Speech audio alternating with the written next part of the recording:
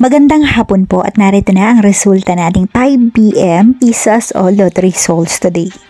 Ngayong araw po ng Thursday, April 23, 2026. At para po sa draw natin ngayon ay ang 3D Lotto at ang 2D Lotto. At para po sa Lotto More updates, pasubscribe na lang din po ako sa aking channel at pahit na din ng notification bell.